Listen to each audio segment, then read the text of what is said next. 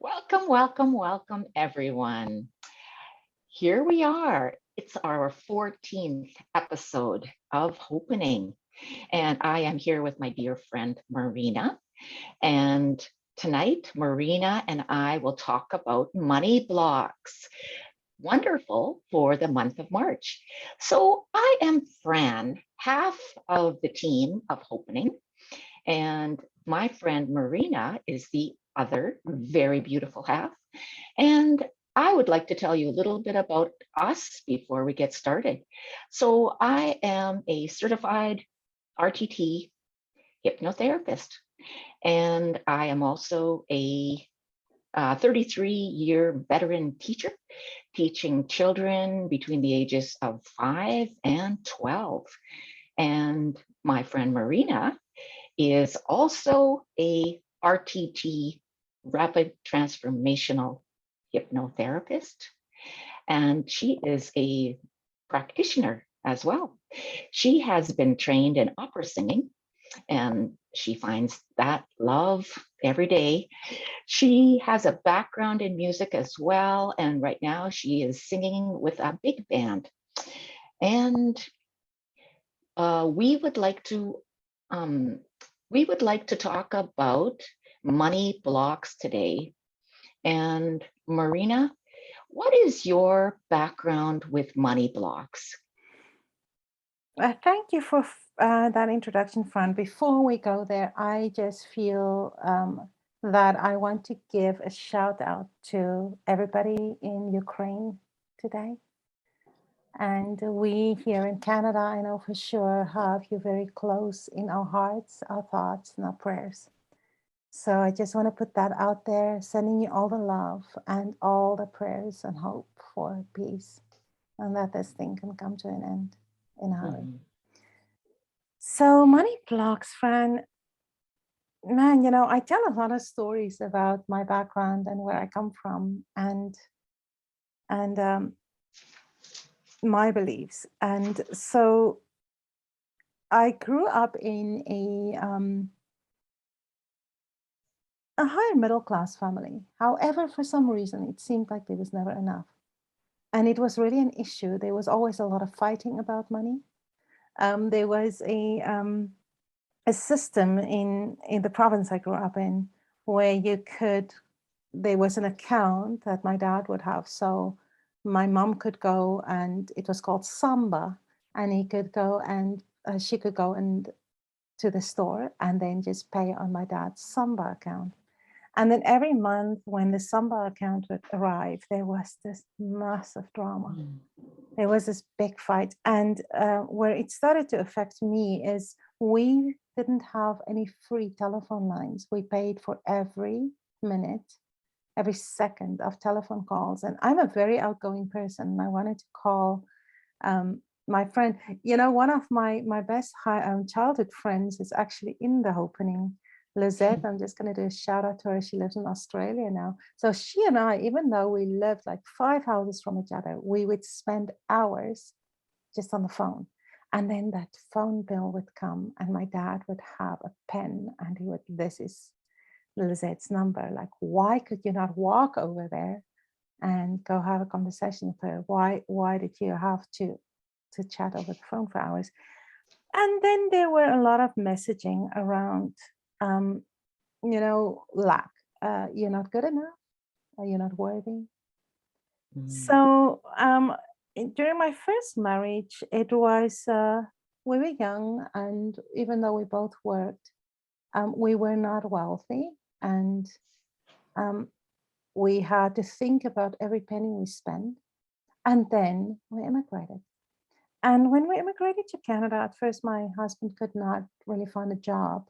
He worked over night shifts at a packing warehouse, which is great, but it didn't pay a lot of money. And then when he finally got a job, it was at the low income, at minimum wage. So again, we dug into savings, and again, it was an issue. We had two young boys, and we found at that point in Canada that daycare was ridiculously expensive. So it was cheaper for me almost to go to stay home to take care of the kids than to go and do a job at minimum wage.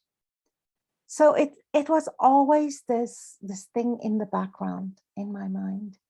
And so it's, oh man, and then I got divorced, and it got worse. And because my background in a career was, I did a little bit of office administration, but it was mostly singing opera. As a student, I worked as a pharmacy assistant. And now I'm a single mom with 2 young kids. What do I do? And at first, it was almost like, okay, I walked out of a marriage. What now? And I had nothing. So I cannot even remember how I got hooked up with government assistance. I went on social assistance, and I went on to I had to sometimes go get food at the food bank for my children. That was the most humbling experience of my life, because I knew that, you know, it's almost like that shame of where, look where I am, look how I have messed up my life, that I now have to go on social assistance and I have to feed my kids from the food bank.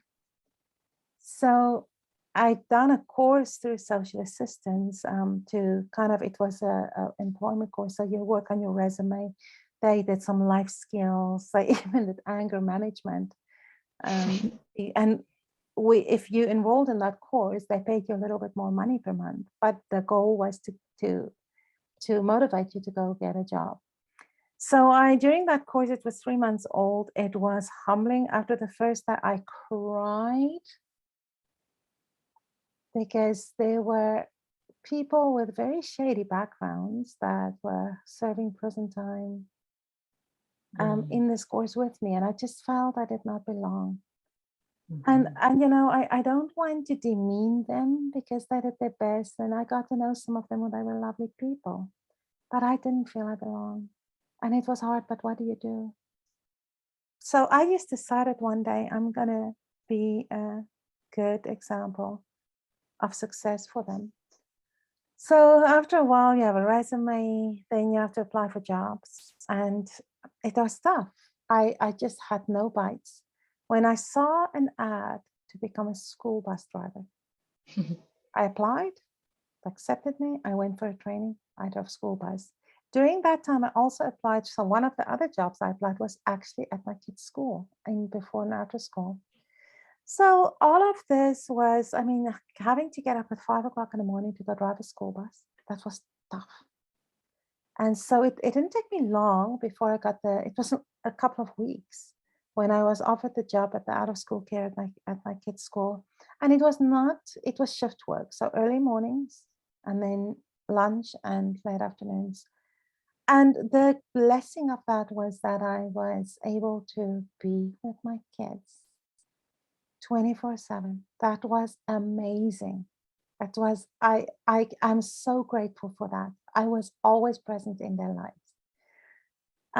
But it was, again, minimum wage. So it was tough times. It was really tough times. And everything was stress. I lived in fear.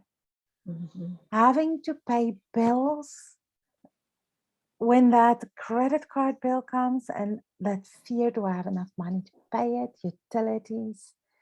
Do I have enough money to give my kids a good meal, or do I have to go again to the food bank? The humiliation, all of that was tough.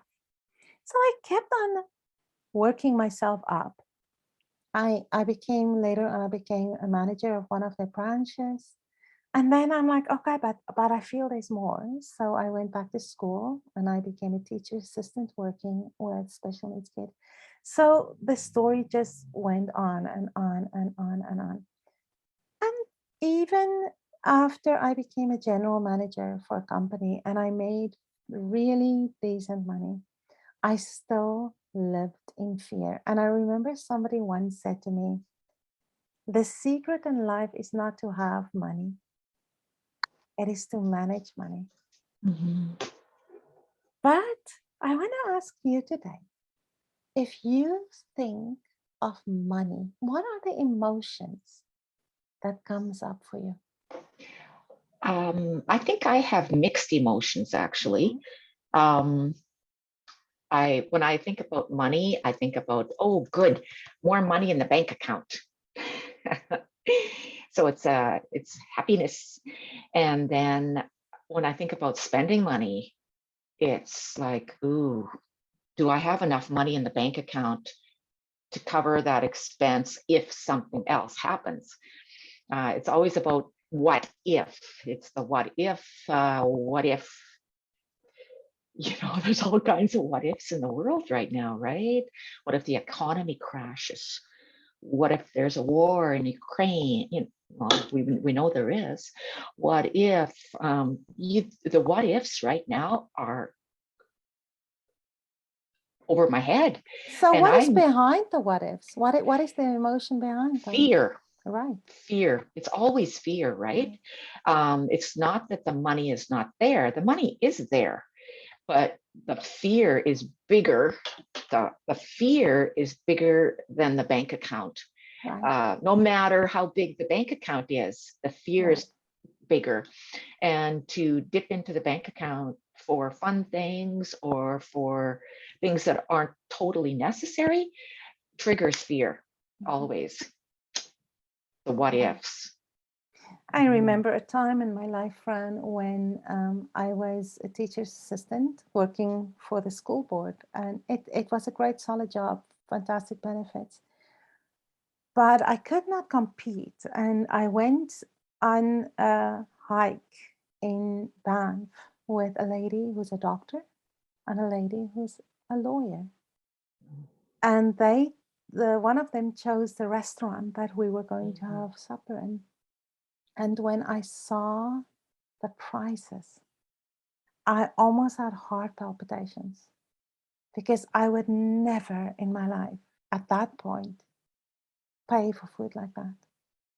So that, oh my gosh, the humiliation again to just order hors d'oeuvres that night instead of a full meal, Mm-hmm. that was hard. Mm-hmm. So fear is a huge one. So anybody who's watching this or listening to this, I want you to reflect for a moment.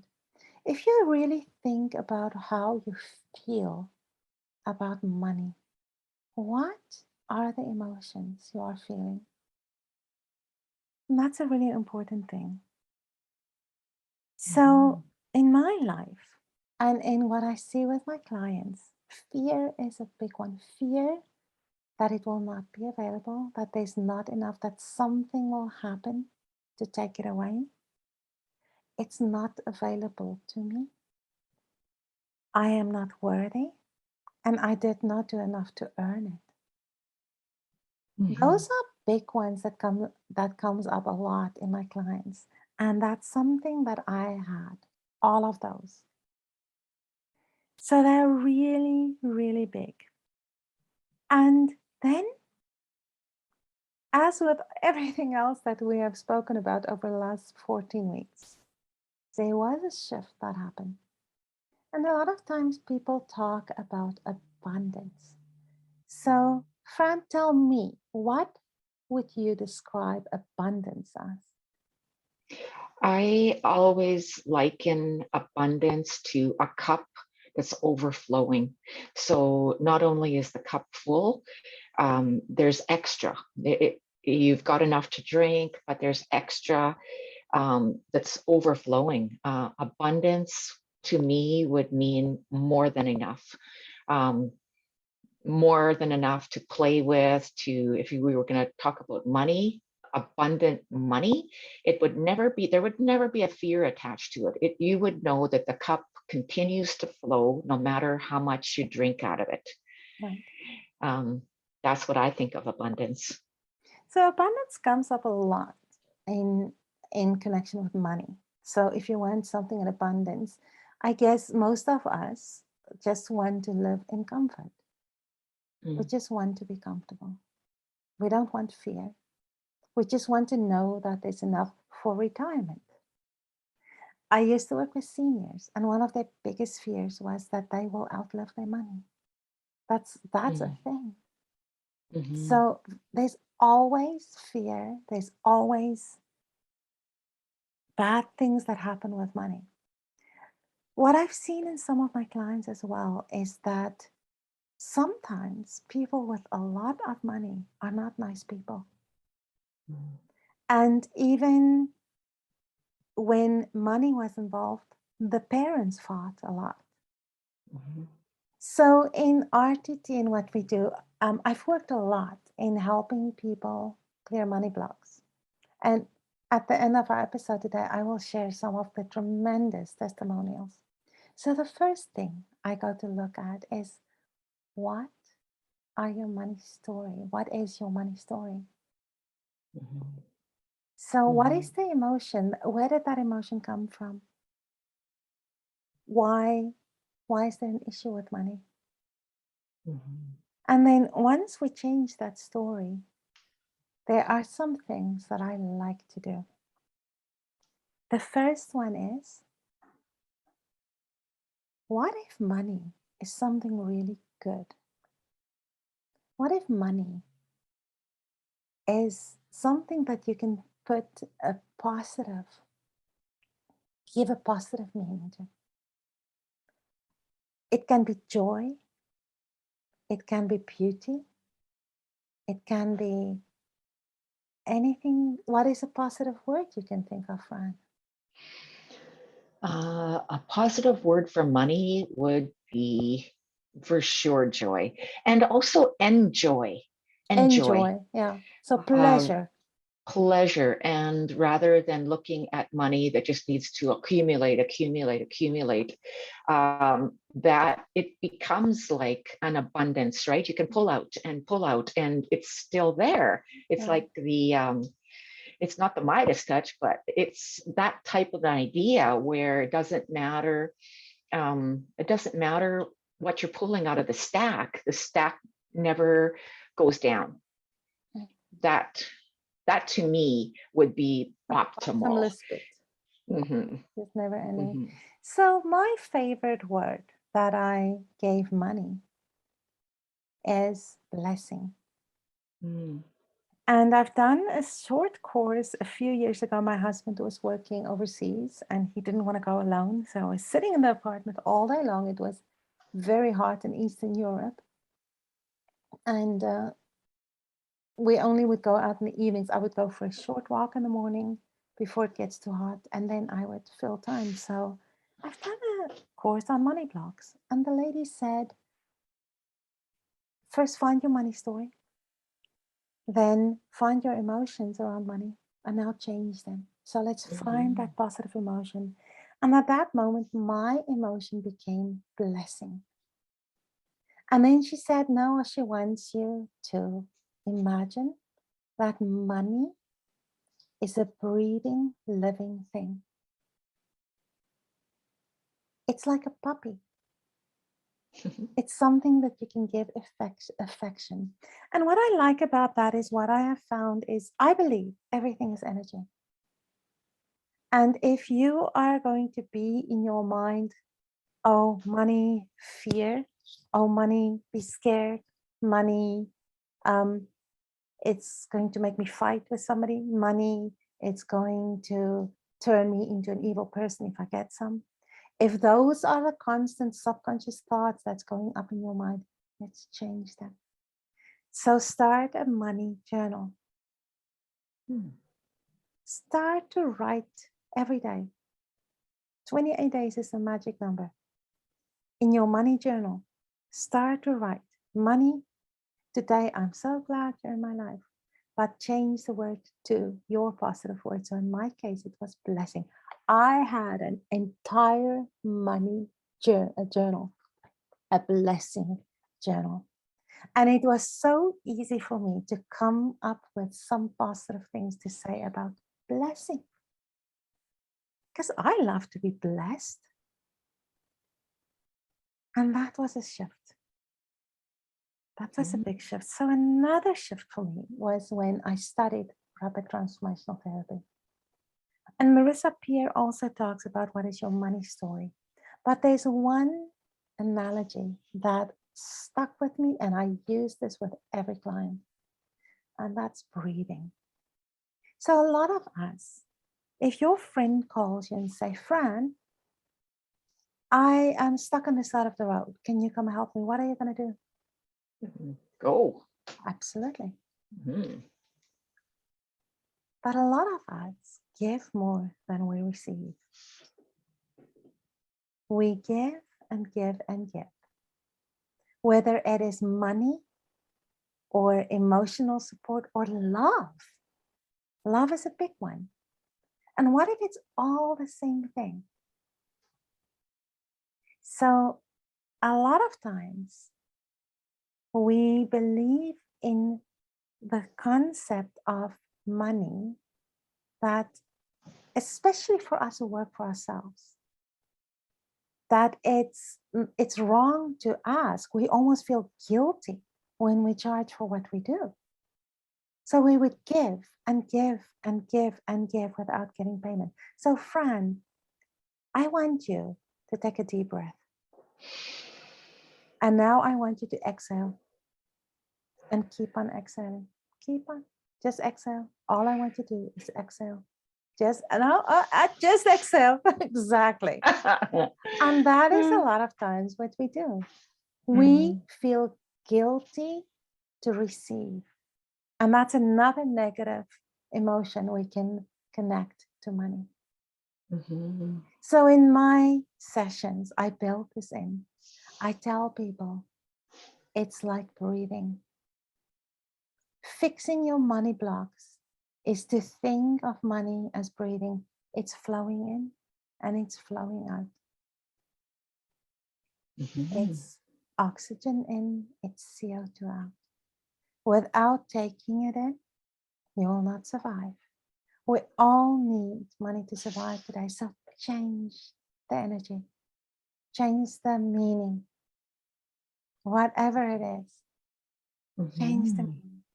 So I have a list of things already. What is your money story? What are your emotions around money? Write it down. Change that. Find a new one. And yes, we force ourselves to do this. We work on it.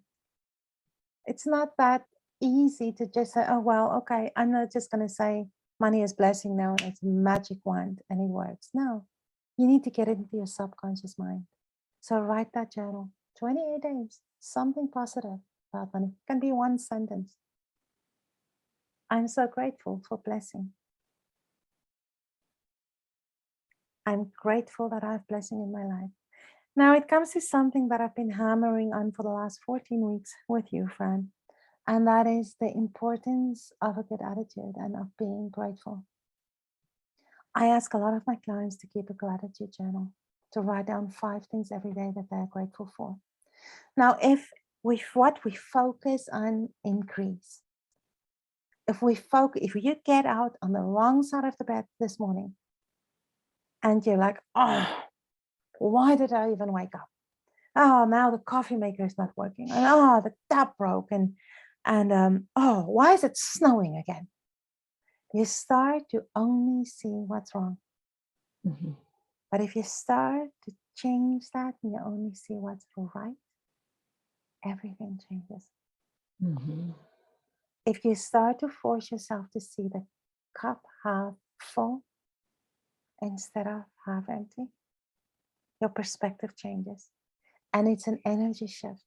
And once you change energy, you change the reality. And I know it works. It worked in my life. Mm-hmm. So 2003, it's 19 years ago, I had nothing, nothing. And today I am blessed. I am truly blessed. It's almost, I almost want to cry if I think how my life turned around in many ways. And this is just one of them. Mhm. One of the biggest shifts was when I changed my attitude. Even after things started to look up for me, I still had fear. So yeah. And so, what do you do um, when you hear the news reports, or you check your stocks, or you check the stock market, or um, you think about interest rates and the mortgage, and what do you tell your mind? So I'm going to make a little sketch here because I think this is a really, really good way to look at life in general. I may have to use a marker here. Just turn a page.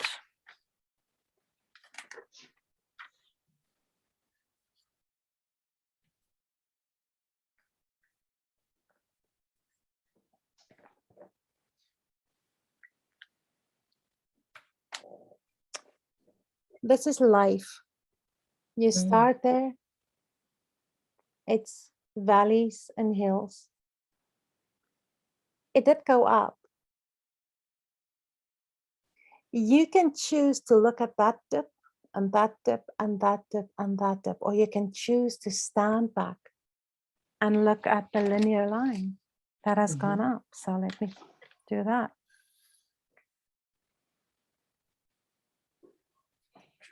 It always goes up. mhm, Whether you are on a weight loss journey and whether you are on anything else, this is life. This is life. There's always dips. So if I look at the stock market, I don't look at the finer details. I stand back and I look at a few months. There will always be dips. There will always be falls, but it's climbing. It's still climbing. mhm. Yeah. And I think the mindset of looking for the positive helps you to look at the top of the peaks Right. and make your linear line from the top of the peak rather Yes. than the bottom. So if you do have a high peak and then a down, if you look at the tops of the peaks, you will totally get a different idea of what's happening rather than looking at the bottoms. Right. And I know in my parents' background, because they were raised poor. Both my parents were raised poor. Every penny counted. Um, you, we were taught that we just didn't do it that way, right? Well, it was those times as well while you quiet your phone there. It's the time we grew up in. Life was different. Yeah, it People was. were still living with the Second World War in the back of their minds. Our children, our parents were children of war And or depression. shortly after, right? And Yeah, depression. Yeah. and the So depression. with that in the back of their minds, that's how we were raised. It's very Hmm. different. And I can promise you, a few years from now, our children might be sitting here and looking at the way we raised them about money. It's different. Hmm. Absolutely. Yeah. So you Okay. asked me about TV. That's a big thing for me. Because again, if you look at energy, it's so easy these days to turn the TV on, to go to Facebook, to go to whatever social media you prefer to spend your time on. And there's negativity. There's something that triggers fear in you. And to me, fear is just such a negative reaction. It's such a negative emotion. If you look at things in life that are gifts to you or things that steals from you, fear is something that steals from you. And if you look at the last 2 years in our lifetime, Mhm. I think you can put the headline, the two years of fear, and it's continuing. And what did it steal from you? Now, I made a choice. I decided I'm not going to watch TV anymore. And that also gives me that perspective of standing back and looking at the bigger picture. It's my job. Yeah, I like that. So if you had to, how can RTT help remove money blocks? You know, this has probably been my biggest and most pleasant surprise in working with RTT. I was still training when in one of my reflective practices, a lady wanted to work on money blocks. Now, the first thing you do, like I said earlier, you go and you find the money story. So when we go into the subconscious mind and we ask the client to think of scenes that, that happened in childhood about where the money blocks come from, and they come up with scenes, you hear different things. And one of the most interesting cases was somebody who had a pretty good life, but the father was transferred from city to city to city to city, and he was a tradesman, and he didn't have any lack, but he couldn't buy, for example, the 12-speed bike that his friends had, or his parents really had to save. He played hockey. His parents really had to save for that. And then his father had this mentality that, you know, money is just not for us. Like it's for other people. It's just not available to us.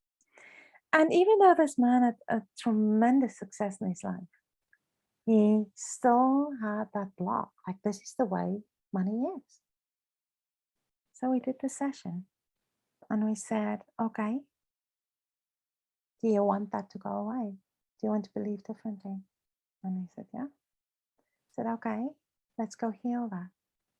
Let's go and pretend that you're talking to your dad. And you said to him, Dad, that's your story, but I need to change it because it's not serving me. I need to tell myself a new story. I love you and I forgive you. So, but just a very short snippet.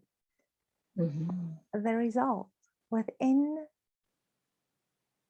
a few days, he had a massive, it will take your breath away if you heard how much money he got. A few 100,000. Wow. Within days. Isn't that crazy? And he said, all I want is I want to get a break. Got it. So that's one success story where RTT really worked. Once you change that story in the subconscious mind. Other stories is, it's just not available to me. My parents were like that. There was always this fear. Change the story. So I looked at my testimonials on my website not too long ago, and by far the majority of them are from clients who had money fall in their lap. So the very first one was a lady who within days, $2,000 here, $10,000 there, she had three, like whoop, whoop, whoop, three windfalls. So she went on social media and she's like, oh my gosh, I worked with Marina and I got all this money. So within minutes, I had a lot of people wanting to work with me on money blocks. And the result was that a lot of my testimonials are about that. So a few others, one lady who sells things on Etsy, suddenly it just went. Another lady who had some stuff happening at work, suddenly there was a payout. There was a lovely lady, and she's also in our group. She's in Australia. Months later, she just told me a couple of weeks ago, we talked in the session, you asked me some things I want, and one of the things was the dream house I want to build. Guess what? We're in the process of building that dream house. So things like that is just amazing, where once you change that story, you change the reality, you change the outcome. And for each of them, I would tell them it's like breathing, it's giving and receiving. Because I find a lot of people who live in lack is because they give and give and give. And it doesn't have to be money. It can be time. It can be energy. It can be attention. It can be love. They Yeah. give. They don't take oxygen in. And it's the same with love. We give. We give. We don't take care of ourselves. We give, give, give, give, give. So that made me touch on my testimonials as well. So that's, yeah, as I said, this has been the most pleasant surprise for me when I started this journey is how successful it is. Yeah, it's a wonderful, it's amazing, really. Rapid transformational therapy. It works for so many things. Right. We talked about that before last week, correct? With the question and answer. What does it work for? Basically everything. Basically everything. Yeah. So Marina, you have an amazing story. You are an example of going from 0 to 100. And not only that, you help other people to get there too. And that is, that's a blessing in itself, isn't it? You know, like you said, with your money journal, instead of calling it money, call it a blessing. Right. I am so grateful for blessing because, because it really is a blessing. Small things. If you go to the store to buy milk, I'm so grateful that I have blessing to buy milk. Just say that. If you say, I'm grateful I have money to buy milk, feel how it feels. Now change it and say, I'm so grateful I have blessing to buy milk. It feels amazing. It feels light. It feels expansive. So it's those fine-tuning things that can really change lives. Sure can. Yeah. Success in anything revolves around happiness. So if we can be happy first, then the success follows. Yeah. And happiness is a choice. It sure is. And it comes from inside. And that is, I'm so glad you say that, Fran. I read something again today about the importance of understanding that all these things start on the inside. Love, abundance, and what we focus on will increase. So if we focus on lack, that will increase. But if we focus on blessing, that will increase. So sometimes forcing our minds, making that choice that I'm going to focus on blessing. I'm going to be grateful for blessing. So I would love some feedback. If anybody is doing this, if you're starting that gratitude journal, let us know how you're doing. Let us know if anything shifts. I would love to know that. It definitely did for me. Well, that is wonderful. And so, is there anything, any last words that you'd like to add? Well, I think I covered quite a bit. It was not a very long one today, which is what we always wanted to do. So we're right on point. So I think, let me just see, I have a few notes here. The biggest thing is, I guess, when we spoke about finding love, we spoke about loving yourself. When I speak about money, in the same, exactly the same energy, in the same spirit, value yourself. Value, right? I love to Value. do this exercise in my sessions where I tell my client, go find your heartbeat in your chest. Just sit for a second, a few, listen, feel it, hear it, listen, and then say thank you. Give gratitude that you still have a heart that's beating you. value yourself. You still have a heart that's beating you. And once you start to value yourself and be grateful for the value you have, that will increase. Value will increase, and it's all tied together. So I cannot emphasize enough, money is an energy. We were taught in modern world that it's something tangible that you can hold in your hand. It's not. It's not. It's an energy. So love, value, Blessing. Okay, so because we're in the month of March, and I will be talking about luck next week, and what science says about luck, because I'm all about the science, and how we can create our own luck. Sounds great. Awesome. Thank you, Fran. And then the following 2 weeks after that, we will have some guests again, talking again about finances, abundance, money blocks.